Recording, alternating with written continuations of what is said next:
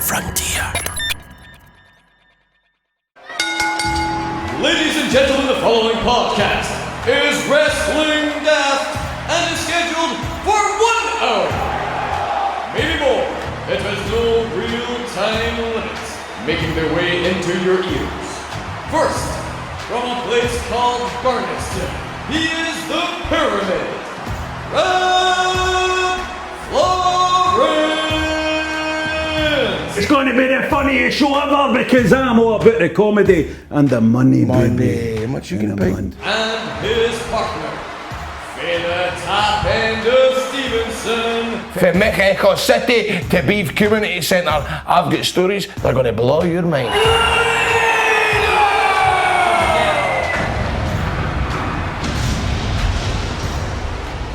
Hello and welcome to Wrestling Daft. My name is Rab Florence and this man's name, sitting beside me here, cuddling up close, is... Hey, hiya. It's Grado. I'll say your name. I'll say your name for you, mate, then. He likes to be introduced. Aye. He likes to introduce himself. He likes Aye, mate. And step into the mic now, hailing from somewhere in Scotland, a wee small town nobody's heard of. It's the man himself. The man with a catchphrase. It's himself. Grado. How you doing, mate? You all right? What's happening, mate? I'm just sitting here, I'm roasting. Here, what do you think of Just sitting here SummerSlam, brother? Did you watch SummerSlam? What do you think of SummerSlam, Nah, brother? man. You didn't watch it? Nah, I never watched it, mate. I watched the WWE 24 documentary and I watched Starrcade 88 because to watch it for this week, but I've not got around to watching SummerSlam. I've seen a wee bit of Dominic Mysterio stuff. That was pretty cool. Yeah. But I've not got around to watch this. I think I'll go straight to the Randy Orton and Drew McIntyre match. It's worth watching. It's worth watching the two matches, certainly. Dominic did brilliant. That was my favourite match of the night with Seth Rollins and Dominic. I thought Seth Rollins was brilliant in that match. That boy in his debut match, Seth Rollins made him look excellent. You know what I mean? While also just telling a good story, while also always looking dominant. Seth Rollins always looked dominant, and it never looked like a thing where it was like, but you were thinking, he might steal a victory, Dominic might steal a victory. Seth Rollins is really, really great in this Monday Night Messiah role. Really, really great. I'm loving it. I'm going to move on now to Drew versus Randy Orton. You should watch that because you need to see Drew's entrance, by the way. I mean, they were spending a bit of money on that pyro. There was a bit of pyro, mate. Oh, because it's in the arena, isn't it, with all the kind of faces and stuff like that. As I say, I've just seen... Mate, it's in the Thunderdome. Get it right. The Thunderdome, that's it. I've only just... I had to Google it and set them on to see what it looked like. I seen all the coupons and I seen folk like putting up pictures of Chris Benoit. It was only a matter of time before some daft had done that. Picture of Chris Benoit was up there. Aye. That was going to happen, wasn't it? That kind of thing was going to happen. You can't trust people. Don't let people on your shows. What they should have just done is, do you remember Chat Roulette? Do you remember that? Aye, Amigo and all that. They should have just hooked up to Chat Roulette and just kind of ran it, and so it was just constantly just guys having a wank and all that oil the hang me. Would have been brilliant. That's what I would have liked to have seen. That's the kind of SummerSlam I'm talking about. Let's get on to some correspondence for you. Anyway, SummerSlam was a good show. I enjoyed most of it. The Fiend, the Fiend, come on now, the Fiend. CTB, and no harm to the guy because I do think he's a really good performer and I do like an awful lot about him, right? But to be this dominant character, you've got to have at least one good match. You need to have at least one great match. You know what I mean? It's just something's not happening there. And I feel bad saying it. Let's look at the correspondence for last episode. Now, Andrew got in touch and he said, listen, I don't know if this is true or not, but it was at the My Hero Awards, right? And Grado went up to my mum after she won an award and hugged her, gave her a hug. Now, is that true, Grado? You hug a lot of people. Yeah, I don't know if you'll remember this. My mum's Pamela Monroe, by the way. He says, good podcast, keep up a good stuff. 100% hugged Pamela Monroe. Pamela Monroe is a great woman. And it's good to hear from you, wee man. That was a lovely wee message to hear. It's good to hear from you. If you ever want to talk to me about wrestling, drop us a wee line. I love you and your noise. A brand new. A nice wee hug for Pamela Monroe there. And I've heard for Grado that much like hill climbers across Scotland, he's planning on doing all the Monroes at some point. So the surname is Monroe. Look at Richard got in touch to talk about the wrestling moves and shoot fights, Patter. He says, back in high school, I saw someone in my year hit a pretty decent tilt-a-whirl slam on the school bully. after being made fun of for their height. Very nice. While Phallic Baldwin got in touch, great username, Phallic Baldwin, proclaimed, "Guy in my school want to fight me rolling up another guy in a small package."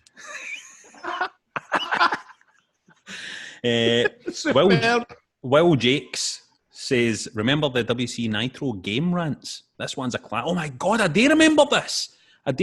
When you went to the character select screen. Is this what we're playing? Play a clip, please." Hey man, here's XLII, the German. If you want to know what the Germans are about, pick me and you're going to have a hell of a victory. I promise. Beautiful. That's beautiful. A hell of a victory. Oh my God. Alex Wright, man. I do want to know what Germans are all about. I've always wanted to know that. After the shout for ideas for a new theme for Grado, after Like a Prayer was cut off by the WWE Network bastards, a few suggestions came in, and they include: Pablo suggests go hardcore German industrial. It was the future in the 90s, so it must be relevant now. Patrick Domo says, why not go full Dusty Rhodes and have the Wheel of Fortune theme? Surely the rights are well cheap, but they won't be. The rights What was the Wheel of Fortune theme? I can't remember that. Yeah.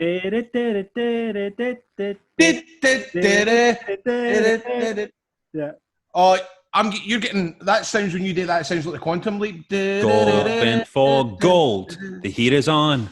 The time is right. It's time for you to play the game. Everyone's something and everyone's trying to be the best that you can. When you're going for gold, X shall sell. That's brilliant. That would be good, right? I think so. Nah. I was thinking more blankety blank, blankety blank, blankety blank, blankety blank. Okay, good. What about?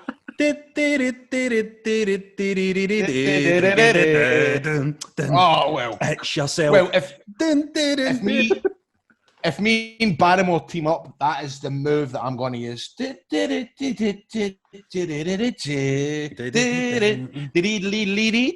that Family Fortunes?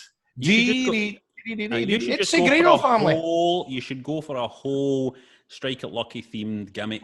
Your finisher could be the hotspot. Aye, finisher called the hotspot. You could be like, what is a hotspot? No, Hotspot. I get a spot. Mate, Um, that's a great idea. And then when I win the fight, or just when I'm G'ing up the wee boot, the countdown music starts. Hit him with 1, 2, 3. Oh, aye. Like some kind of game show gimmick match would be brilliant, wouldn't it? That's a great idea. With a big Wheel of Fortune, you spin it to see what weapon you use and all that kind of stuff. It'd be brilliant. Loads of stuff you put in. Graham Generation says... game. Oh, sorry, mate. No. So what, Generation game what? Conveyor belt? You know, conveyor belt, and then there's like fucking wrestlers, and then they jump off the conveyor belt and you have to fight them. That's good, mate. And it moves on to the next one. That's good, mate. Oh, no. Bollocks. There's weapons on the conveyor belt. That's better. But to use them, you need to memorise them. To use them, you need to memorise them. You need to go kendo stick. There was a kendo stick, steel chair. There was stapler. Stapler. There was a bit of paper to do a paper cut. Aye. And every one that you remember, you get to use in the match. That's it, mate. Beautiful. Graham says take the High Road theme, but get Calvin Harris to remix it. How did Take a High Road go again?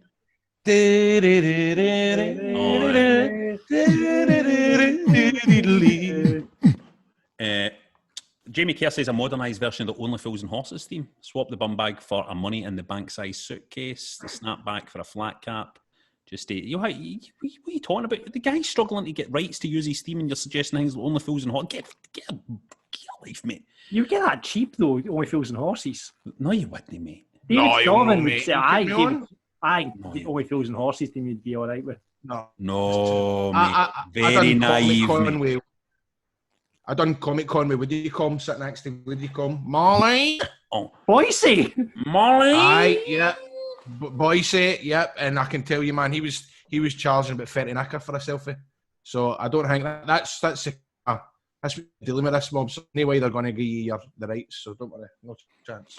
So this week on Twitter, we asked if wrestlers were footballers, who would be who? This is obviously John asked this. I would never ask this on Twitter, but John asked it.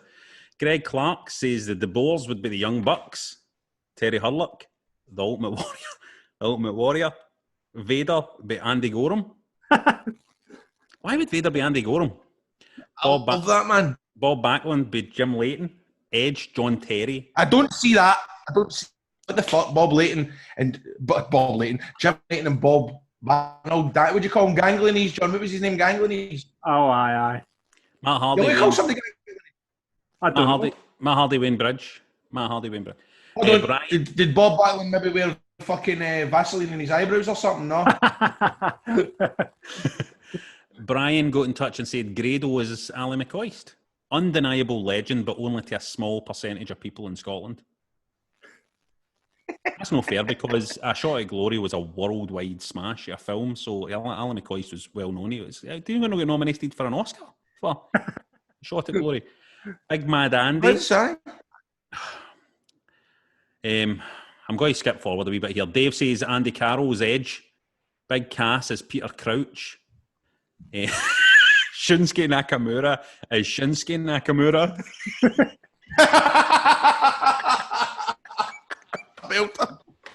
We can't beat that. Let's. Although Aaron says Messi is Bret Hart, fantastic but fucking miserable, which is funny as well. Brilliant. Karate Warrior 2, 2020 HBK Zidane for the mere fact they held on to the follicles too long. Ped says the Shockmaster would be Steven Gerrard, one slip and you never live it down. Brilliant. Andy says Matt Hardy would be Rodri Giggs and Edge would be Ryan Giggs. We referenced the RT Ryan Giggs shagging his brother. And if you want to get in touch with us about any of that or just random wrestling related stuff, get us on Twitter at Wrestling Daft, on Insta at Wrestling Daft Podcast, and just Wrestling Daft on Facebook, or email wrestlingdaft@gmail.com. I can barely read this out because I'm so excited because the real world's champion is on the show tonight. Oh, and I know you, but I'm absolutely delighted, Rab. You've been a big fan of old Nicky Boy, my one of my favourite gladiators, and an old friend from the TNA days. Although we only kind of crossed paths, I kind of ran him and all his buddies out of town. Him, Samoa Joe, all the rest of it. It'll be good to catch up with the big man. Grado, don't fucking mention gladiators in this interview, right? I'm interviewing the real world's champion. Do not fucking mention gladiators in this interview, right? Come on, this is Brutus Magnus we're talking about here. Oh, come on here.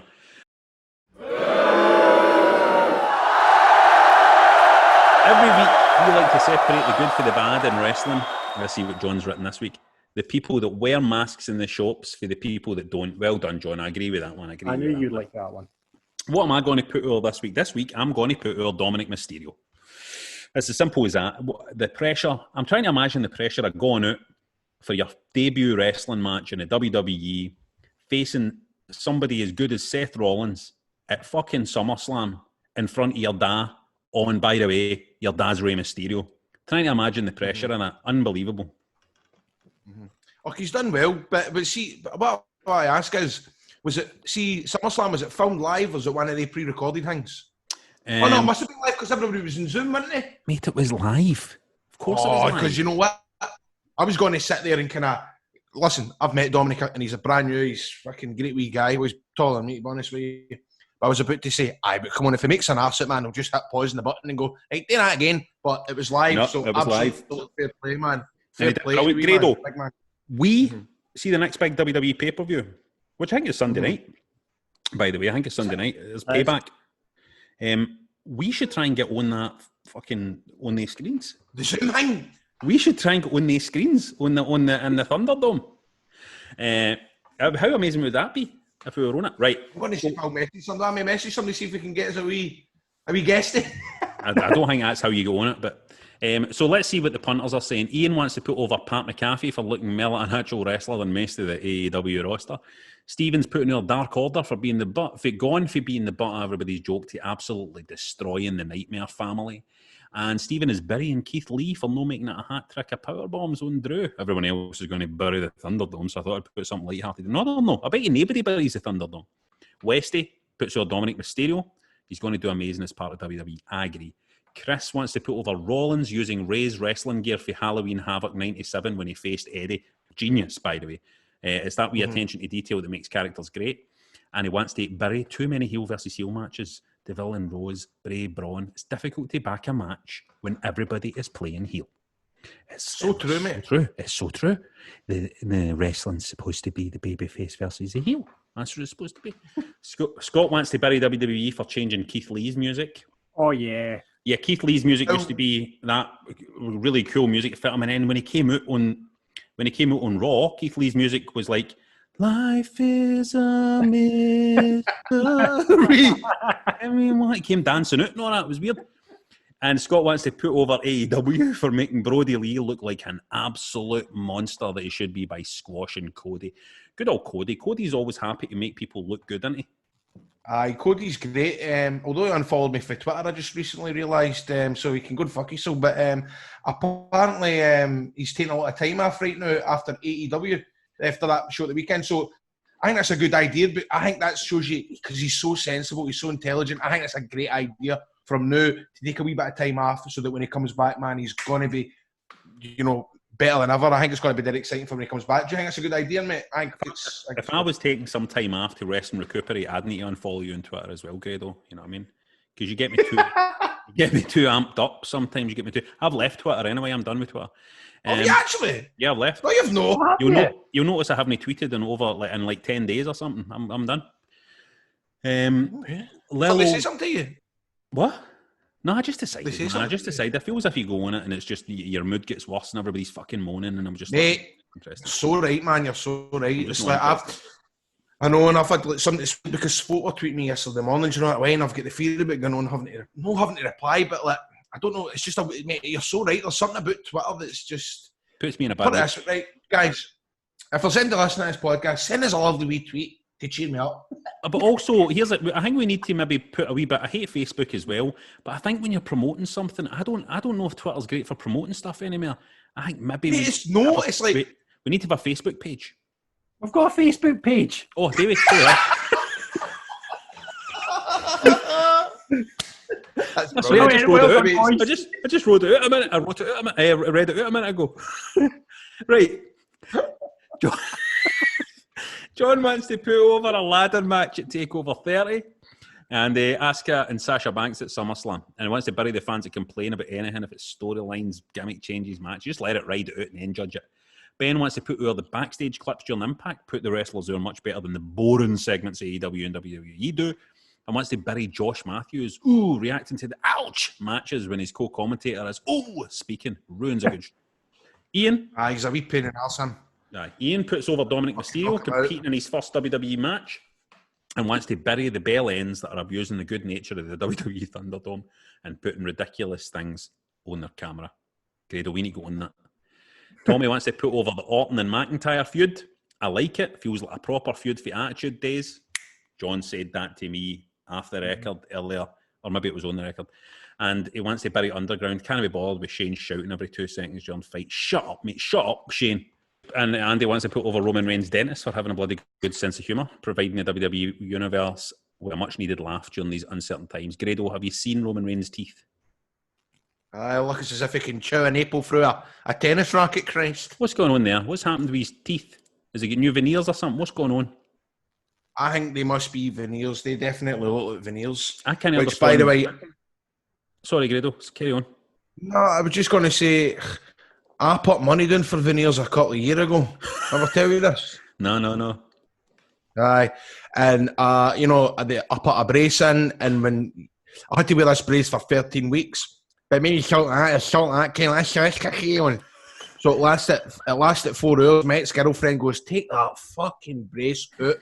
That was a fucking brace. It cost lots of money, right? And I tell the guy for 2 doors down, I'm going, look, I've got braces in for brand new teeth. He says, whoa. He says, put a pause in that right now. He says, your character on 2 doors down cannot have an absolute brand spanking new pair of teeth. He was like, do not do that. So I've got a big crack in my tooth. I can't remember who I was wrestling. I think it was possibly Jester. A big crack in the middle of my tooth, and I can't get it salted or fuck all because of this 2 doors down. But the longer that it took, the more I think it's maybe a better idea. I think I maybe just need a wee kind of polish, a couple of Fisher Seals. It must be hard that being on a telly. It's a hard life, man. It's a hard life, innit? Being he can't get his teeth done, folks, because his role in a hit sitcom means he can't get them done. It's a fucking misery, and it's a shame. No, it's funny you're saying like that because I do actually say it like right, practically. I tried to get my teeth done, but I couldn't because of part of the program. It's a shame, isn't it? All that. this is our new part of the show. It's not really new, we've been doing it for weeks now. As we invite you, the listeners, to do a run-in. Ask what you want, come on. Could be a pertinent point about SummerSlam. You might just want to know Grado's favourite macaroni recipe. It's your platform to say what you want. Last week, let's welcome to the show, Scott Kirkwood. How you doing, Scott? I'm all right, mate. How are you? I'm good, mate. What does that picture say behind you on the wall? Oh, probably some mohing. When it rains, look for rainbows. When it's not, look for stars. Fair play, mate. Fair play, mate. You're wearing your Clippers tap tonight. Oh, aye. See? Aye. Good one for us last night. A big fan. Who's your favourite Clippers player? Kawhi Leonard. Oh, no, I was trying to catch you out there. I thought you didn't care him, but well done, mate. You obviously are a fan of this. Is it basketball or something? Aye. I'm a Brooklyn Nets fan. I'm a Nets fan, mate. I was going to say, I like the Nets. Team. Got a cool stadium. Going to be a good year next year for the Nets. I've got a feeling it's going to be a good year for the Nets. I like the Chicago Bulls, and my favourite player is fucking Michael Jordan. So how you doing, Scott? Did you watch SummerSlam? I watched. I didn't watch Takeover actually. I watched SummerSlam, but I didn't watch Takeover either. That's the kind of thing John watches. Aye. John watches that. John watches. Did you watch? Because we've spoken about SummerSlam and all that. I'm pissed off listening about it. But did you watch that documentary on WWE 24 with WrestleMania? No. It looks. Is it good? It looks. Do you know what? It looks weird. I'm talking. Right, I actually forgot to say this, right? But there was a really kind of emotional part on this documentary about Braun Strowman, about how he used to be a big fat cunt back in the day, right? And everybody used to bully him. I actually hung about with Braun Strowman when we know him. The WrestleMania a couple of years ago. And I just thought he was a big daft. He had all these guns and that. We're playing with his guns and stuff like that and getting selfies with him. Because obviously, boys from Scotland, I've never seen a gun before, do you know what I mean? But his story's good, man. He was a big fat guy.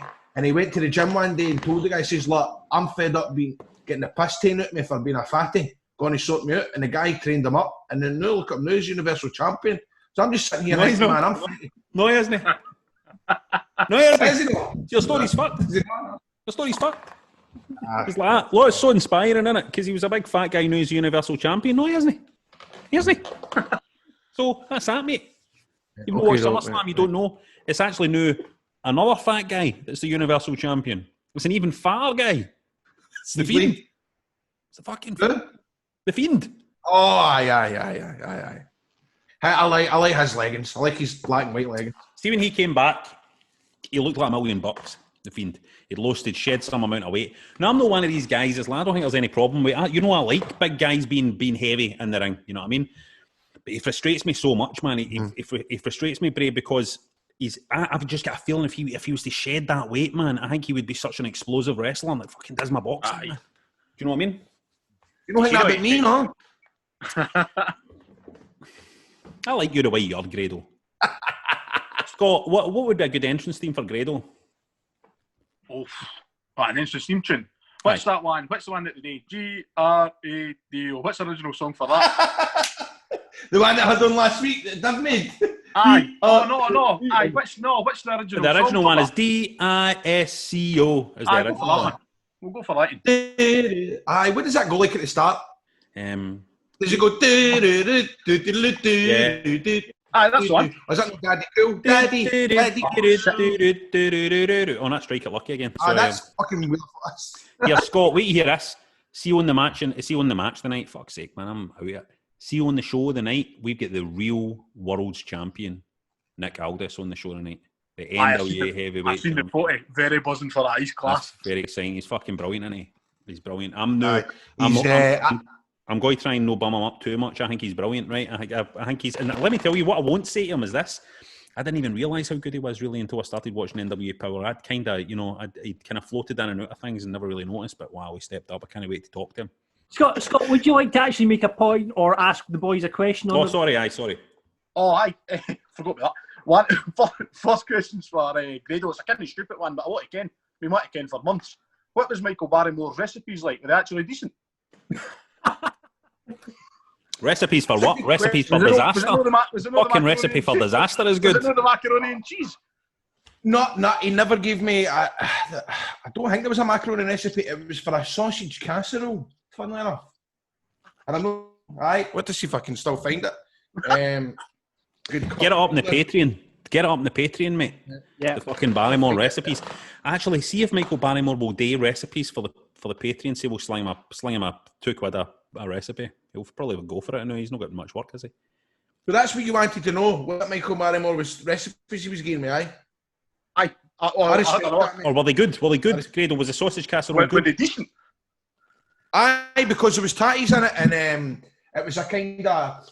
It was funny actually. It was I think it was an old Rick Stein recipe. Ken old Rick Stein. It's in BC, so it was like kind of fancy. Kind of basically, if you're going to the shops to buy sausages, you need to buy the dearest ones. Rick Stein, is that a Big Papa Pumps brother?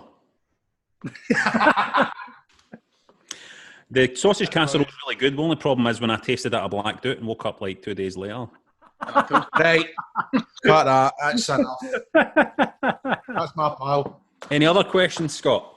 Aye, this one was for Beatties. So, this is going back to football daft. Talking about, see when you were younger, or even the new, is your missus or your ma's had any wrestlers that they used to fancy? That's a good question. You can answer that in the first, Rab. My big sister used to fancy Bret Hitman Hart. I know that for Bret sure. Hart. My wife, isn't into wrestling, doesn't really know any wrestlers. Certainly, like when she was younger, wasn't really into wrestling or anything like that, you know what I mean? So I don't think there's anybody there. She fancies me, obviously, my wife, so I'm thinking she must fancy like HBK, you know what I mean? Young HBK. That's what I see myself as. No, the fucking HBK to know. You know what I mean? What about you, Grado? It's funny, right? Because I've been going out with Stephanie for a year and a half, right? And it's like you're trying to get her into wrestling, right? And you kind of dairy things like, it's weird. Like I feel sorry for her because I make her watch that much yet. But it's that way where if somebody that I think she might think is hot comes on the telly, I'll go, "You enjoying it? He's hot, isn't he? Come on, you know, he's good, isn't he? He's sexy, isn't he? He's sexy. You like him? He's sexy." And she's like, "No, she's not interested in anybody. She generally thinks I'm the sexiest man on the planet. Fuck knows, but she says it. Don't let her watch this interview with Nick Aldis. Let me tell you that. You know how mad would it be if your girlfriend or your wife if you asked them what wrestler do you fancy and they said Papa Shango? That'd be a weird one, wouldn't it? Scott, listen, thanks so much for coming on for a run-in. You need to run in again sometime. You were good. You're the best there's been so far. Oh, excuse me. And it's true, by the way. When it rains, you should look for rainbows, and when it's dark, you should look for stars, mate. And you keep looking for stars, mate. Right? I'll get that tattooed on me. Right, and I'll speak to you.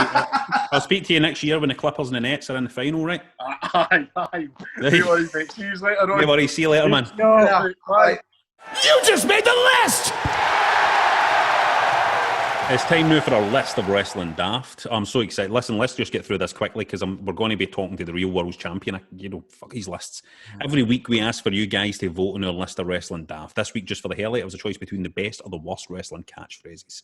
And the winner was the worst wrestling catchphrases, right? Mm-hmm. Yeah. It was. Thanks, guys. Thanks for your enthusiasm there. Let me tell you what I think are the worst wrestling catchphrases, okay? So here's my list, starting at number 3. It's Zack Ryder, sorry, we're that mad. Woo, woo, woo, something. What is he saying? Woo, woo, woo, you know it. I like Woo, that. woo, woo, woo, you know it. Fuck off, mate, man. You know it! Garbage. No, I like that, but I always felt he should have done it different. I think he should have always went, woo, woo, woo, you know it, bro. But he never said bro at the end. He always just, oh, I thought he should have said bro. That was only my sort of critical, my critical of that. Your only critique is he should have went, woo, woo, woo, you know it, bro. Instead of, woo, woo, woo, you know it. Terrible. Just terrible. That's my number 3. And my number 2... Adam Cole, baby, is my number 2.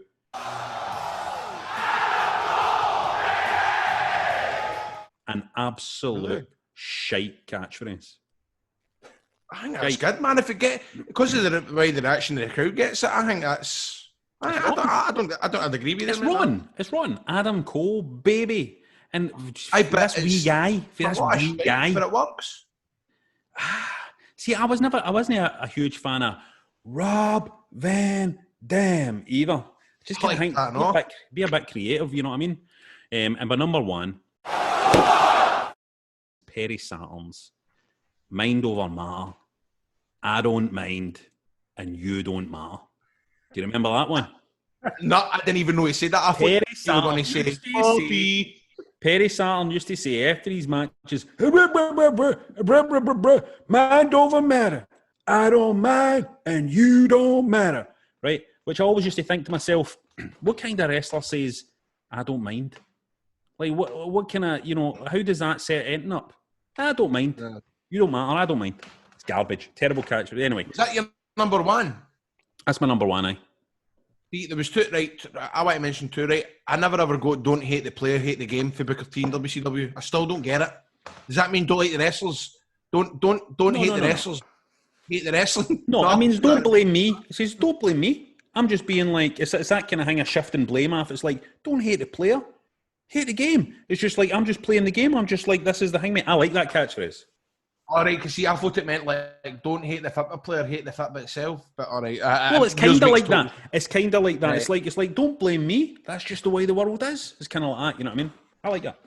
There was also another one, right, which I thought was a bit forced, right, when Bruce Pritchard was in his second run in TNA, and it was after he had been doing his podcast, and on his podcast they always go, "That's not a rib. That's not a rib." So they made it into T-shirts and stuff like that. And then when he became the GM, it was, you know what I mean? Next week, Lashley, you're gonna face Alberto El Patron, and it's gonna be a ladder match. It's gonna be a fucking a lumberjack match, and that's not a rib. Oh, no. That's a bad one. That's a bad one. And that's not a rib. That's a bad one. I'm not a big fan of X-Pac say your ass is grass and I'm going to smoke it either. I'm not a big fan of that. Love it. I'm not a fan of that one. I'm going to smoke your ass. No, I'm not a fan. Let's go and see what the punters are saying. Stephen says, I am the Miz and I am awesome. He knows that's my worst. Do you hate that's that? The worst. And I hate awesome. I think it works well for a heel. Ewan, don't be a lemon, be a rosebud. Adam Rose, rotten. Whole character was rotten. Mind him. Emma Louise. That was how Adam Rose was how British wrestlers used to get on WWE. If you remember, that's his rosebuds. That's right, mate. I was wondering what you meant there, but mate, there's a great picture of Dave Mastiff out there as a fucking leprechaun. It's the funniest thing you've ever seen in your life. Dave Mastiff is an Irish leprechaun with a tall hat and the green and the mad brown slippers. You need to see it dancing, by the way, dancing. It's hilarious. Emma Louise says Miz and Morrison with their hey ho ho shite. Yeah, it's kind of crap as well. Darren, big pop up pump as your hookup. Holla if you hear me. Fucking awful. Fucking brilliant. I love that. Big pop up pump as your hookup. Holla if you hear me is one of the best catchphrases of all time. Fuck off, Darren. Willie says Shawn Michaels' first catchphrase, I don't think so. Remember that one? Anyway, he says it was pish. No, really? No, I don't really mention that, no. Debo I don't remember saying all that. Debo says Jeff Jarrett spelling out his stupid fucking name. No, I love that. let me tell you something about Jeff Jarrett, right? Jeff Jarrett follows me on Instagram, right? He likes my shit, right? But I'll say something. When I was thinking about the list of the worst catchphrase, I think that Jeff Jarrett calling people slap nuts is kind of both the worst and the best. It always made me laugh. I'm calling people slap nuts, but always it doesn't make him sound like a tough guy either. You know what I mean? Slap nuts. I just liked it. I liked it. John says, "Get these hands."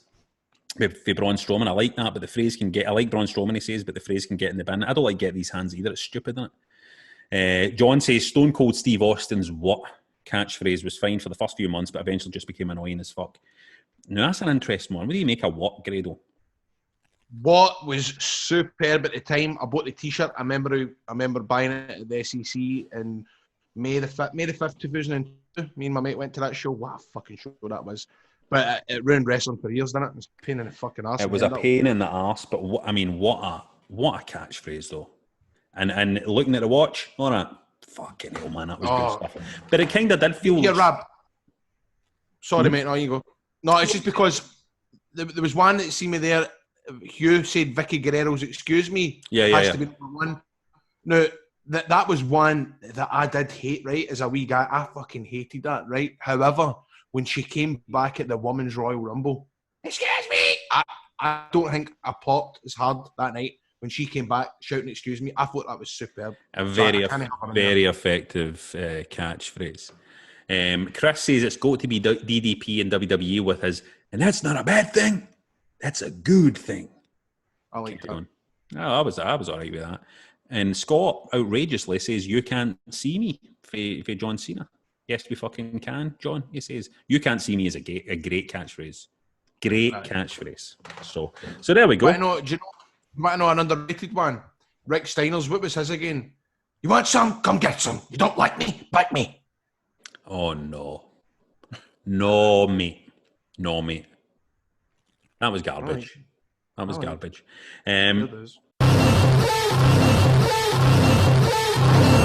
You want Wrestling Daft merch? You got it. You can have a Wrestling Daft t-shirt, hoodie, phone cover, trucker cap, or one of a range of Grado-inspired bum bags at shop.spreadshirt.co.uk/Wrestling Daft. Do we have any t-shirts that say Rab is about to interview the real world's champion? Do we have any of them? We can get one made up. On there, you will find designs such as Alexa, who is Graham Stevely, I'm a Mark, Crud, Chips, Cheese and Doner Meat, and I'm a Wrestler Dave. We haven't mentioned Chips, Cheese and Doner Meat in a long time. Won't you sort that out next week? We've not had any new catchphrases in a while, haven't we? No. Oh, there's been a few. I want to get the Hulk Hogan quote made up in a t-shirt. And I think after today's interview, we'll probably have like Rab loves Nick, like a big heart, a big heart, and then Nick. I think that'd be a good seller. That would be good, wouldn't it? And you can even get a face mask to wear at the show. So check out our range at shop.spreadshirt.co.uk/Wrestling Daft now, or check out the links on our Facebook page. We've got a Facebook page. Or Twitter at Wrestling Daft.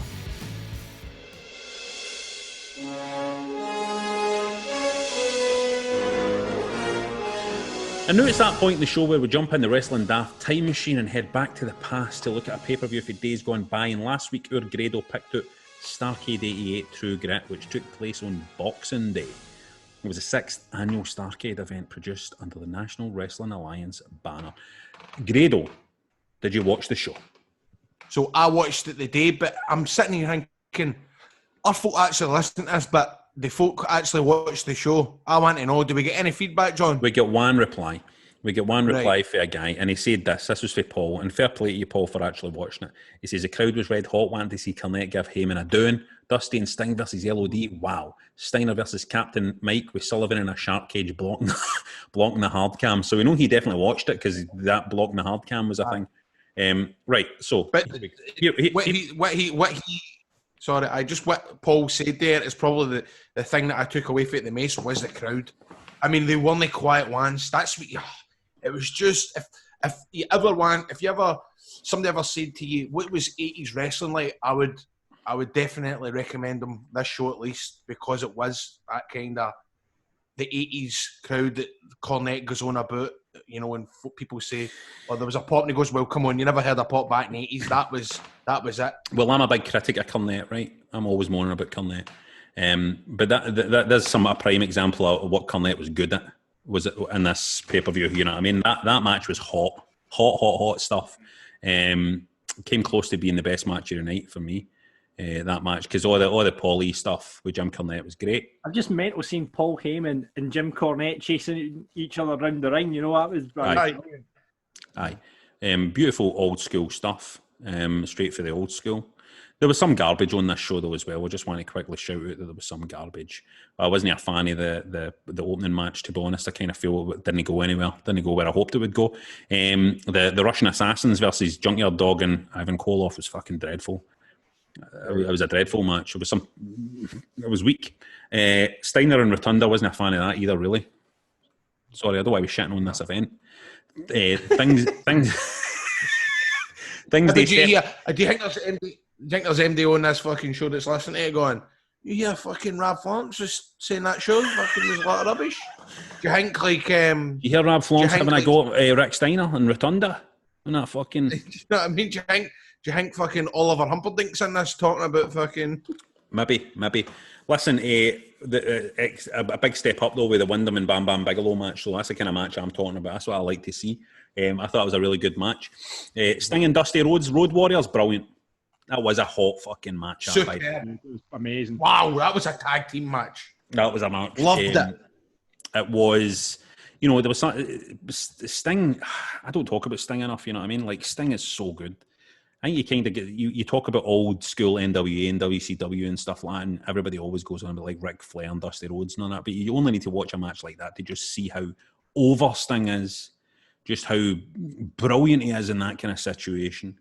Cracking match. It was only 10 minutes long as well, so it was. And it was just hot action all the way. Do you know what I mean? Right from start to finish. That's a tag bout you need to see. Even if you don't watch this full show, go back and watch that tag match. Definitely. Having said that, I thought that Flair Luger match was fucking dynamite. I wasn't expecting much. I really wasn't expecting much. Definitely Luger's best match I've ever seen, to be honest with you. That, or did he know? Oh, without a doubt, mate. Aye, no, definitely. Luger's fucking... And it's mad, because when he done quite a lot after that, and it's as if he got worse, isn't it? Well... You know but then the old talk used to be about how Ric Flair could wrestle a broom, right, and make it work. Go. And Flair is just, I mean, that's his fucking peak Flair, man. In this, it's like he was so, he was all his usual tricks were in there. You know what I mean? It was a total signature Ric Flair match. But I just kind of went into this going, I'm really not a fan of Lex Luger. I'm really not going to enjoy this, and I was just like totally on board for that. I flew in as well. Like, it says half an hour here, but I can't. In my head, it wasn't half an hour. Right. It was an excellent match. So there you go. I enjoyed it. I really enjoyed the show. A couple of stinkers in there, but there's always a couple of stinkers in a pay-per-view. I'm supposed to pick the next show that we watch, but I don't want to do that because I'm going to go back to you here, Grado, because I want you, I said this last week, I wanted you to do this. I want to watch an ECW match. I want you to watch an ECW pay-per-view because I kind of feel like I've got a bit of a blind spot there. Right, okay, if we're going to recommend you watch an ECW pay-per-view, I always think in wrestling, a lot of your favourite stuff is like the first show that you watched. Do you know what I mean? Like, I've always got a lot of love for Royal Rumble 2000 because it wasn't the first pay-per-view that I seen it, but it was the first thing that I watched live on Channel 4 and being blown away. And I remember being young and asking my mum for an ECW tape at Christmas. I think they were like the dearest tapes in fucking HMV, by the way. They were about £22. I always remember that. Because I always remember my going Christmas Day going, you can't cost me about £22 for that. You better watch that. Because Moz look at stuff like the ECW tape, it's a lot of shite. Do you know what I mean? Aye. So I'm going to get you to watch ECW Hardcore Heaven 2000. There's Balls Mahoney on there with Masato Tanaka. Beautiful. There's a triple threat. I think with Steve Carino. Oh, fuck, I need to I love Steve Carino. Aye. So there's a lot of good matches. The Sandman entrance is superb, which is annoying, right? Because I really want you to watch the version with the music in it because it does. Because even with the Balls and Mahoney music, it's superb, man. I'm sure I'll find it. I'll find it somewhere online, but I'll find it. Please try and watch Hardcore Heaven 2000. Grado, let's do that. We're going to do that, but right now we need to go and interview the fucking real world's champion. The real world's champion, Nick Aldis, is on this show tonight, and I can't wait to interview him. Let's move forward. Come on. Woo! A big moment on the show, probably the biggest moment since episode 1 of the show when we had Chris Jericho on the show. But this is a big moment because on the show tonight we have the real world's champion. And anybody who's listened to this show since the start will know that pre-coronavirus and the pre-COVID era, I was talking about how the most exciting thing that was happening in wrestling was NWA Power. And so it's very, very exciting for me. Welcome to the show, a former 2-time Impact Tag Team Champion, as well as being a former World Champion. He's currently enjoying his second reign as NWA World Heavyweight Champion. Again, the real World's Champion is Nick Aldis is here on the show tonight. Nick, how you doing? Gentlemen, I'm good. Thank you for having me. Oh, what you drinking there? What you drinking there, Rab? A little. I'm having. It's called Glaiva. It's like a sweet whiskey drink. It's delicious. It's that kind of show. All right. It's that kind of show. Nick. I just want to say that Nick is my third favourite gladiator behind Wolf and Jet. Well, we're counting all of them. That's pretty good then. If we're counting the '90s ones, yeah. Come on, aye. I mean, it was a lot of shite the second man, but you were the man. You were cool as a cat. I cannot believe that we have the real world champion on the show, and you've started with a Gladiators question, Grado. I won't let you cheating this. I'm not having you cheating in this moment. Right, Nick, I just want to start right away by saying this whole pandemic situation has kicked off at a time where I felt like there was an incredible amount of momentum behind what was happening at NWA. And the one question, when I heard that you were going to be coming on the show, the one question I wanted to ask is just, with everything stripped away, with all the persona stuff and gimmick stuff stripped away, how does that feel to have that momentum pulled away for you when it really felt like something was really kicking off? Well, as you can imagine, yeah, it was frustrating, but for us, more from the sense that we knew that like WWE is going to survive. AEW, even though obviously they're sort of relatively new, it seems like they've got plenty of resources. Ring of Honor are going to be fine. They're supported by Sinclair Broadcasting. Impact's going to be fine. They're supported by Anthem. It's like most of the other. I felt like we at the NWA had managed to sort of put ourselves in that bracket almost in terms of, we'd sort of managed to solidify ourselves as one of the sort of key brands in the business. And like we are the most sort of vulnerable financially, because we're the only ones who aren't backed by a billionaire or a $1 billion company. So it's like everything that's happening is happening on the whim of Billy. He's basically he's deciding to fund this. So it's kind of on us to try to make it sustainable and profitable. So I think in the short term, the scariest part was kind of like, okay, how do we keep this thing going? I think that there's a lot of, obviously everyone suffered in their own ways. I wasn't the momentum thing. It's funny now. It feels like such a long time ago, but we were on course to doing our best. We had already with the Crockett Cup. We were we were doing our first arena, and we were gonna. I know it's like a really typical wrestling thing to say, but we were gonna sell that some bitch out. We were gonna have we were already on course. We had already beaten our previous box office, and we had weeks and weeks to go, and we'd seen from our previous numbers that we did the majority of our sort of ticket sales in the last sort of 5 or 6 weeks, and we hadn't even reached that point yet. And it just all the way across the board just kind of looked like, okay, because it was a punt. We took a big gamble on that, and it looked like it was gonna work, and then obviously everything halted. So it wasn't like in terms of that show itself, it wasn't like we really suffered heavily because of that. We didn't lose any money or anything like that. Obviously everybody, the venue was very cool with us, and and everything like that. But it just meant that all of the work we had done and all the sort of money we had invested to get us to that point was now, wasn't going to result in anything immediate. Because look, everyone else gets paid to do their TV shows in some way or in one way or another, whereas ours we're a bit more old school. Like we did the show hoping we could make it break even with ticket sales and everything like that. But the whole point of Power was to basically feed pay-per-views and live events. So it's kind of like we had to sort of pivot now and decide, okay, what does our model look like in the short term? So we pivoted now and we sort of went to a more sort of a premium based model with Patreon and stuff like that. And now finally we're sort of getting back to some sort of pay-per-view based model. But yeah, it was frustrating, but it was more just I was more concerned that that we didn't lose the audience. Right, because obviously we'd had 2.5 years where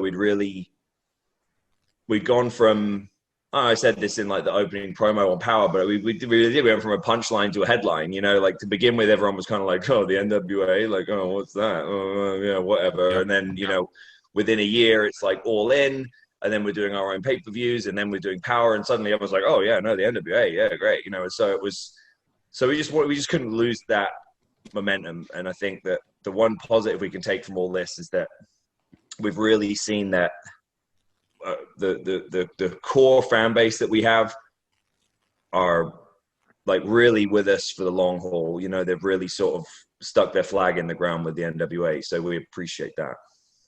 Yeah, I mean, I think you're going to have a huge amount of goodwill because, I mean, I really felt one of my first thoughts when it happened, you know, when I was thinking about the wrestling scene and stuff, and you were one of the first people I thought of, actually, because I just felt that you had done a massive amount of heavy lifting, I thought, to really establish NWA.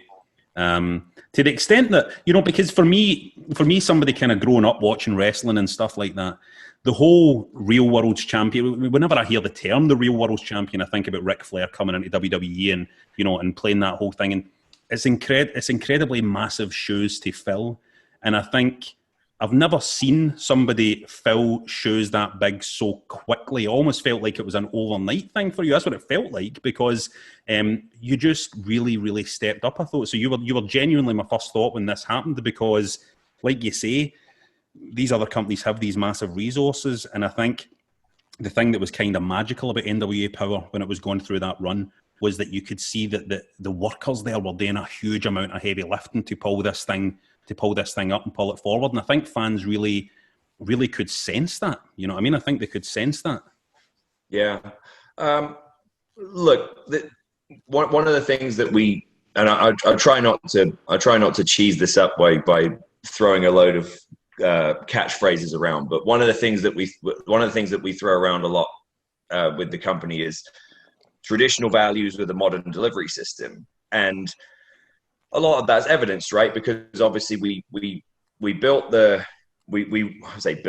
reinvigorated the brand based on the history and the legacy of it. So we reminded everyone, we were able to get a hold of some archive like Houston wrestling footage. So we remind everyone, hey, Ric Flair, the Funks, Dusty Rhodes, you know, Harley Race, like, you know, all these different guys held this championship.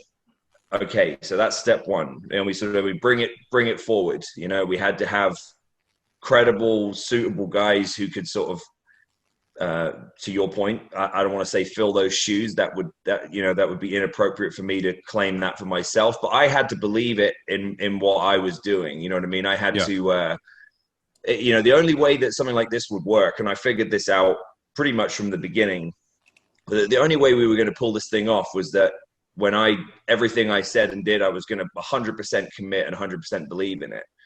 So I didn't ever come out and say, I'm the next Harley Race, you know, like I'm the next Ric Flair or anything. But I did say, like, I'm fully intending to be considered in that bracket, right? And yeah, that's brash and it's ambitious, but it's like, if you're going to do this, how could you not say those things, you know? And you're right, you know, the boys and girls do a lot of the heavy lifting here, but that's really, in my opinion, that's kind of what was missing from the business, is that look at, you know, take Graham as a perfect example, right?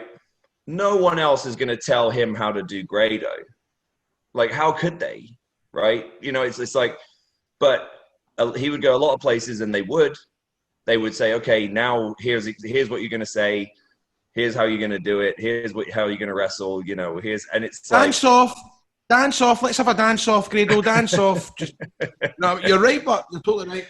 But it's right. And it's that thing of, well, you're missing out on a giant part of the puzzle, which is like that wrestling isn't acting, you know, wrestling isn't a sport. Wrestling isn't any one thing. It's its own genre. And part of that is the fact that the performers in wrestling are sort of their own individual entities and their own businesses. It's like, I always say this, you can't have it both ways, right? If the guys are going to be independent contractors and they're basically going to be responsible for all their own shit, then they also need to have a say in how they do their shit, because you're basically borrowing their product and using it on, in your shop.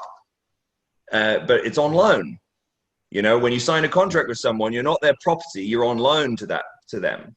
Right. And that's the way we looked at it with all of the guys. Like when we were going around booking talent, first of all, we prioritized promos, particularly who's going to be able to handle stickman promos, interviews, not memorize this and walk out to the middle of a ring for no reason with a microphone and like reel off this soliloquy. No, like how is this guy going to handle walking out onto the podium, having people like 10 feet away from him shouting and saying whatever that you might have to react to, and having a stickman, be it David Marquez or Joe Galli or Sean Mooney, and saying like, okay, well, you got this coming up, tell me how you feel about it. It's a totally different, that's what promos to me, like when you think of the real iconic promos, with the exception of like Rock and Steve Austin, most of the ones you think of, you go back to interviews, you go back to Flair, you go back to Dusty, and they were interviews. It was Tony Schiavone standing there with a stick. It was, or Gordon Soley, or, you know what I mean? Or it was someone there. It was a human moment. And that's what we wanted to sort of get back with NWA Power, was sort of genuine human moments from the talent, rather than this sort of homogenized sort of production, right? Like we wanted it to have some organic, feel to it. So with the exception, unless someone comes in who is super, super green, or if it's someone who just says, hey, I want you to, tell me what to do. Like we were never really telling them exactly what to do. We were just, it was all very kind of fluid and bullet points and kind of like, hey, go out there and wing it and feel it. Like we, trust me, none of us thought with the value system that we had put in place with the NWA brand, none of us thought that like the question mark would end up being this sort of, this character that we would kind of end up being quite a focal point of the show in his own way. Yeah. But it just became this thing where like our audience sort of went, cool, like that's someone just for us, like that's one of our people, and it was fresh. Like the one word that comes up more often than anything else when people talk about the show with me is that it felt fresh, and it's so refreshing. And, we wanted to maintain that. And we'd been doing that prior to Power. We did it with the 10 Pounds of Gold series too. We said, okay, instead of it being like, let's have it be as close to real as possible, as opposed to as far away from real as possible. You know what I mean? Like let's take whatever's really there and kind of just embellish on that and build on that. So the audience doesn't have to make a big leap. The audience doesn't have to go, well, that clearly isn't true, but okay, I guess I'll just go along with it. Like when we sat there and Tim Storm said, yeah, look, I'm not a big star. I'm not like this huge name in wrestling. I'm a school teacher. You know what I mean? But I love being the world champion. It means a lot to me. Everyone went, fuck yeah, Tim Storm, get it, buddy. Yeah. And then this is the thing. Sorry to interrupt, Nick, but the real revelation for me was, and I think one of the real master strokes was what happened with Tim Storm, was we profiling this guy who really had so much pride in this belt, and people, I feel as if right away people were like, you need to see this guy Tim Storm, because it shows you that it's guys like him, it's characters like him that really, I think, go to the heart of what people love about wrestling. Go straight to the heart of what people love about wrestling. And then it's just that whole focus on that belt and his story meant that, when it came to you and you were wearing that belt as well, you did the same thing. You always had that focus on the belt all the time as well. Right. And it's just, it was that kind of storytelling as well, I feel it has been completely lost. People talk a lot about storytelling in wrestling almost on a match-by-match basis, almost on what happens bell to bell. And I think one of the things that's been forgotten in wrestling is actually storytelling more broadly, storytelling from, from champion to champion. The actual journey. Yeah, the lineage, the storytelling through the lineage has been lost, I think. It's at the heart of this, it's a simulated sport. It's an entertaining sport. like Cornette said, it's supposed to be an entertaining sport, not sports entertainment. Well, one of the things that came up a lot in the beginning, when you get the typical like online fans who are the most critical and the ones who, but they're also going to be the first ones to watch everything because they're the most engaged. One of the things that came up a lot was, might be time to update the belt, change the belt. And it was like, no, you don't, like, you're completely missing the point. That's like saying, hey, you should update the FA Cup.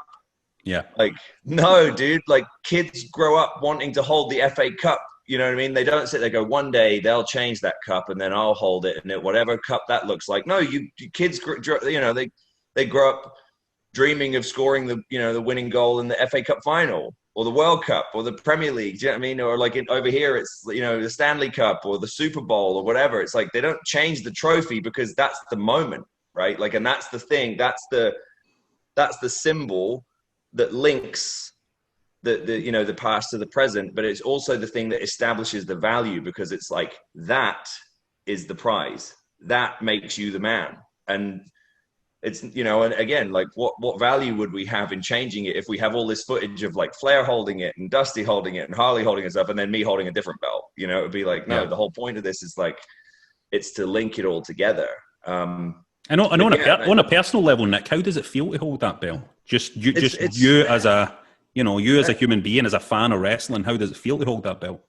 As a student of the game, sure. Like, I don't want to, like I said, we've built this brand on authenticity. So I wouldn't ever want to insult anyone's intelligence and lie and say, oh yeah, I dreamed my whole life of holding the NWA title. Because look, when I was growing up, I didn't know what the NWA.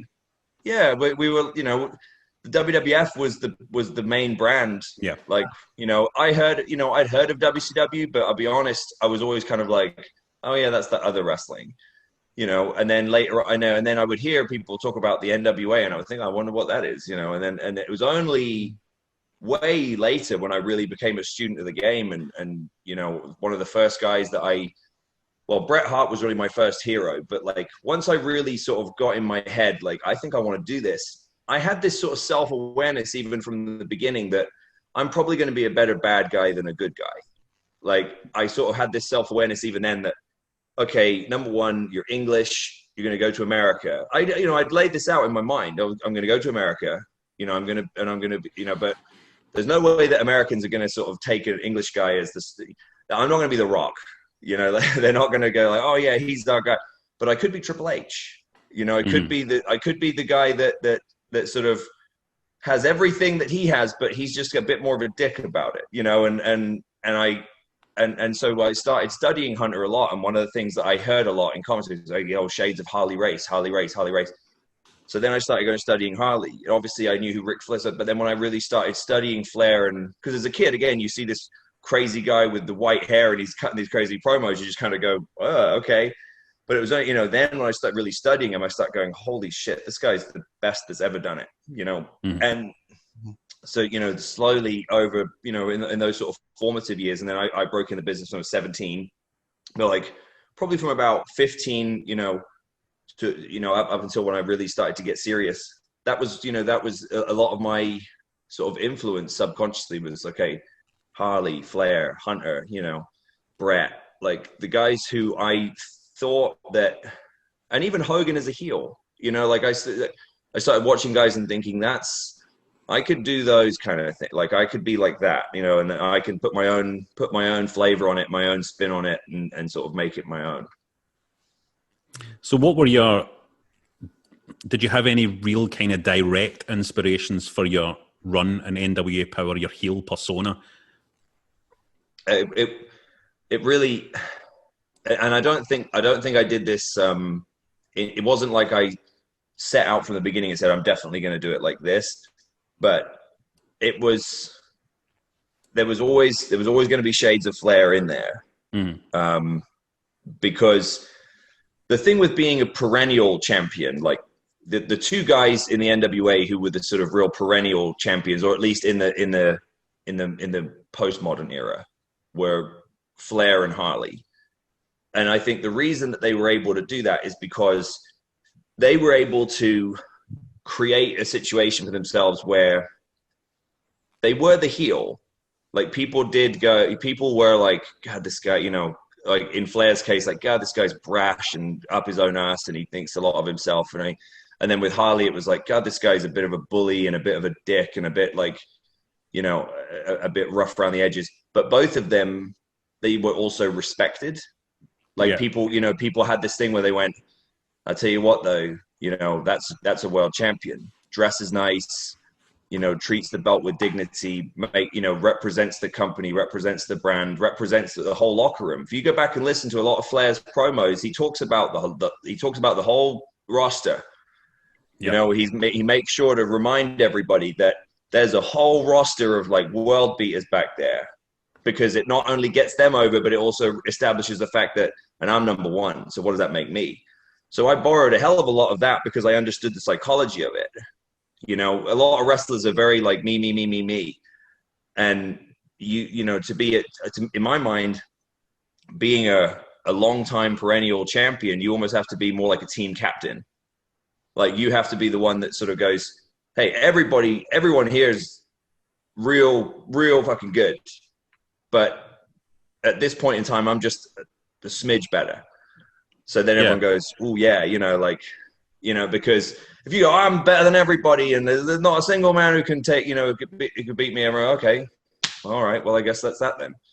Like you have to have that. You have to sort of keep stoking that belief and that fire that somebody back there could take it, you know, or somebody from outside of these walls. Yeah, and I think that really came across in your sit down chat with Marty that you had. That was just, I think, one of the best promos I've ever seen for a wrestling match, because because your approach in that sit down it felt so authentic, so real, a whole lot of respect for the person you were going to wrestle, you know, a whole load of stuff coming across there, and it was, you know, and it was universally acclaimed, that segment as well. I was just wondering about a segment like that. Obviously, that kind of deviated for the normal kind of promo segments that were in the NWA Power and stuff. So, where did that idea come from today? How many of these ideas were coming from you directly, and you know, and how much of that was scripted? Because it seemed such an elegant promo to be completely off the cuff. Well, so first off, zero scripting. Not. I mean, I dare say that I had, you know, sentences and phrases in my mind that I, you know, but it's really, now there are certain promos that I will sort of run through in my mind, particularly like if it's what I call like a one-way street promo. And these are terms that I've just made up for myself, but these aren't anything that is official. But like, if it's what I call a one-way street promo, where it's basically just like, I'm going to walk out there and Mooney or Marquez or whoever is basically just going to tee me up with some sort of generic phrase, and I'm just going to go, then I might kind of run that one through in my mind a couple of times. Yeah. And most of the time it might come out 80-90% how I thought, you know what I mean, and then like there'll be a little bit of wiggle room. As for that segment, you're right, it was a bit of a deviation from our standard sort of fare. Honestly, we did it because we knew that it would work, right? I think a lot of the time. And again, this isn't a knock on any one person or entity or anything, but I see segments like that sometimes that are so forced and so contrived, and it's just the wrong people in it, and it's like that it's obvious to me that the segment was thought up before the story, right? Before the story necessitated it, you know. We only did that segment because we knew at that point there was enough in that story, in that rivalry with me and Marty that it would work, because those, you know, that's awkward, like sitting there and it's dead silent and you're talking back and forth and it's just, you know, that's hard. It can be, you know, it could be you know, if it's even a smidge sort of obviously scripted or overly contrived or anything, you know, it's just painful to watch as an audience member, right? It's just, you know, you've seen them, we've all seen them, we know what we're talking, and we know what I'm referring to. We've all seen them, where you're just sitting there and it's painful. You're just like, oh, when is this going to end? You know, like just make it stop.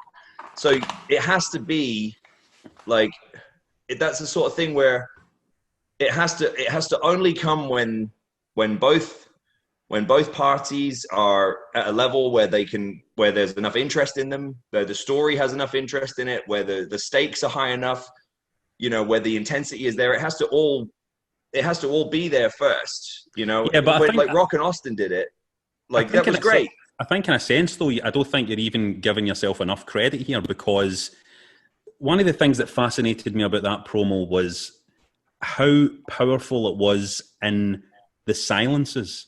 There were a lot of silences and kind of extended pauses and little beats in that promo that you would never see in some of the bigger companies. They would never allow that. They would never allow these psychological silences and little pauses within the promo. They would never allow it. And I think that's when performance really gets a chance to come through. That's when suddenly everything is elevated to a level of acting performance, you know, which I think was incredibly impressive in that segment. I don't think you're giving yourself enough credit there, to be honest. I guess, but yeah. Yeah, it's a kind of method acting. But I mean, it's an interesting thing I've always thought since seeing a lot of the promos in NWA Power, but particularly yourself, that you get a bit of time. You get a bit of time to put a promo across. And, you know, I was just thinking there might be more performers out there. There might be more workers in the wrestling game who just have never had that bit of time to properly develop a promo. And I don't mean time to develop a promo off screen, but I mean time to properly develop a promo while the camera is turned on. What's next for you, Nick? Like, I mean, how does the future look? Obviously, none of us know how the future looks because everything's in flux still. But you seem like a guy who always has a game plan. So, what is the game plan right now for you? Sure. Well, so we pivoted the model, the business model with the NWA to allow for Patreon and you know, to sort of add that revenue stream and sort of start pushing stuff more towards some of, you know, it's premium content for some of our more dedicated fans, which obviously helps sort of stem the bleeding a little bit. And now we've always had a relationship with David Marquez out in California. He has Championship Wrestling from Hollywood and Arizona, and he's sort of got local, you know, TV distribution and syndication in a bunch of networks and stuff. So and anyone who's seen some of the early days of the 10 Pounds of Gold and stuff, that we used that platform a lot to sort of help continue our stories, because we were bootstrapping this thing. You know, we didn't even own a ring. You know, we were just sort of we were just kind of utilizing whatever we had available to us. So an opportunity presented itself through him for a weekly time slot that will be on pay-per-view, but it'll be a low price point pay-per-view, and it will also be on Fight. So basically, in the meantime, we'll be working it. And this will be starting on September 15th. We'll be doing. It's a concept called Primetime Live, where with UWN, which is Marquez's group of companies, and us and anyone else who wants to be involved, I believe New Japan, I think, are going to be participating a little bit. It'll be a time slot every week where we can sort of build and execute some big marquee matches, you know, on pay-per-view. So it's not like the old people hear weekly pay-per-view and they immediately think of the original TNA. It's like we're not expecting everyone to buy a pay-per-view every week, you know, especially with the crowded landscape that we have now. That would be that would be foolish. But what it basically is it's an open time slot on Tuesdays, where, let's say, some promotion somewhere has, you know, a match that they want to book and promote, because nobody can do live events, or if they are, there's a few that are starting to happen now, but obviously very limited. it's a platform for different sort of almost, I don't want to say like fantasy matches, but those kind of matches that might not necessarily happen or elsewhere. Like it's a platform for these different things to happen. So we'll be sort of heavily involved in that. So we actually just confirmed my opponent today for the first one. So we'll start to build for that. And then basically it will be like, because at first we just had the world title, but now we have the tag titles and we have the women's title, and obviously Thunder Rosa has done a tremendous job of establishing herself, even showing up at AEW. Yep. Which is sort of indicates obviously an agreement there between the two companies. And do you have so there's a nice relationship there still with AEW? There was an agreement for Thunder Rosa. Right. It's obviously wrestling fans love to get ahead of themselves with stuff, but at the end of the day, yes, there was an agreement there, and we're not deaf. We hear the response, and we hear the sort of the pleas for other stuff, and but we've said this from the beginning. We've always been open for business. We've done all this stuff with Ring of Honor. We still have the relationship with Ring of Honor, by the way. I've defended the title on 4 different continents. House of Hardcore and all these different things. It suits the NWA Heavyweight Champion to travel around and appear in different places, right? I mean, it seems like it's for sure. So hopefully, Primetime Live will sort of will help sort of will play a part in that as we move forward. But I think what you'll start to see is, because we're getting to do it at Thunder Studios in Long Beach, which is a really good, high-quality production facility, we'll be able to start filming some more content and some more matches and stuff. Because, look, the one thing we didn't want to do is we didn't want to go back to GPB in Atlanta and do the show with no fans. Because you've seen the show, like, our show just wouldn't work without fans. Like, it's such a cliche thing to say, but they really are, like, a massive part of the show.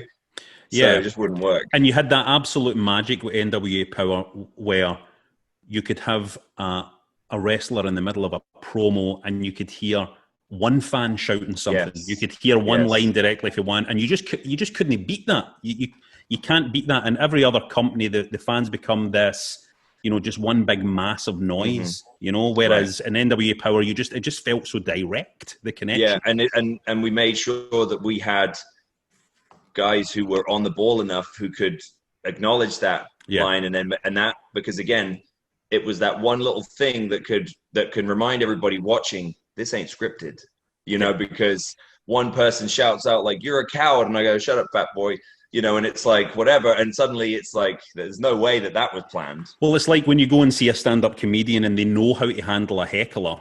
The minute you see they know how to handle a heckler, your respect for that comedian just goes through the roof. Right. And that's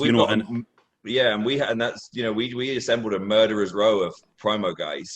Between like myself, Eli Drake, Tim Storm, Eddie Kingston before he went to AEW, like even like Aaron Stevens, Allison Kay, like just a whole crew of guys who just can really command a room on the mic and can go without a script and without any real direction, can just go out and keep the people engaged. So that's until we can have that again, we'll be pivoting to some other stuff, and you'll see more content similar to 10 Pounds of Gold, where it's going to be a more slow, long-term build to sort of one key matchup.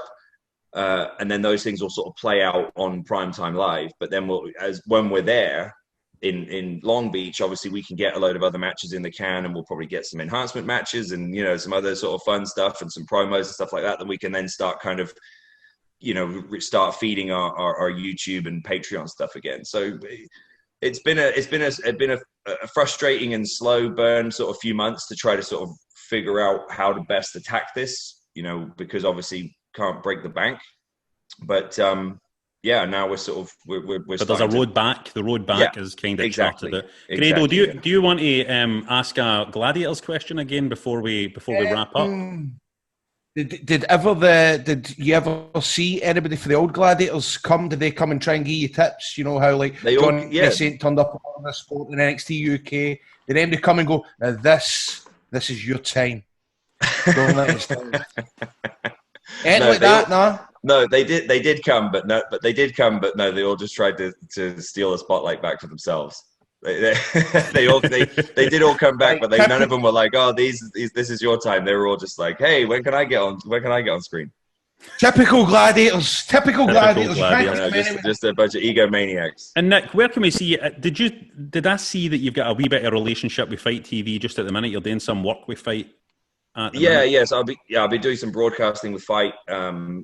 So I actually just shot my first one. I've basically been doing some correspondence stuff, mostly covering other sports because I've always had aspirations to get into broadcasting. Done that with commentating for Ring of Honor and stuff like that. So so Fight came to me with an opportunity to be a correspondent for him. So I just talked to Carlos Molina ahead of his boxing pay-per-view in Mexico in a few weeks. So I had a good chat with him, and that'll be the first one going up. And then basically I'll just be sent different assignments, mostly covering sort of boxing and MMA and the occasional wrestling stuff, but we try to sort of keep that separation of church and state because obviously it's a bit weird having like the NWA champion talking to someone from Impact or something, like, hey, tell me about this pay-per-view coming up. But yeah, I'll be like the King Carlos was the first one, and it's cool, man. It's a nice way for me to add another string to my bow. Nice, excellent. And Nick, will you come back on and keep us updated with stuff? We'd love to have you back. Absolutely. Yeah, of course. Thanks so much, man. Thanks so much for coming. Hey, Nick, listen, see, Nick, I was heavy intimidated by Nick Aldis when I first met him, right? Mega. But you're cool as a cat. See, listen to you talk. I could listen to you all night. I love the way you speak. I think it's brilliant. I think it's a breath of fresh air. Nice.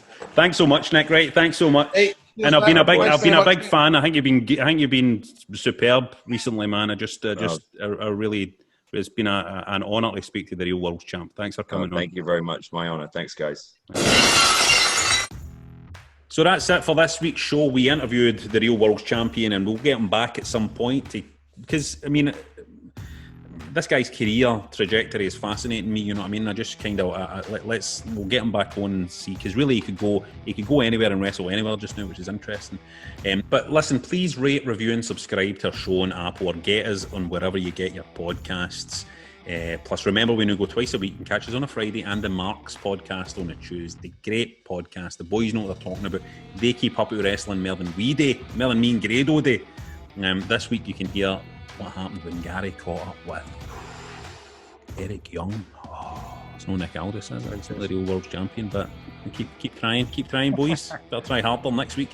Also, remember to get on our Patreon as well. We're making our money the now. Me and Grado are. I've just heard that my sitcom's been punted right into next year, so I'm needing as much money as you can give us. So get on our Patreon. Get cancelled last Thursday.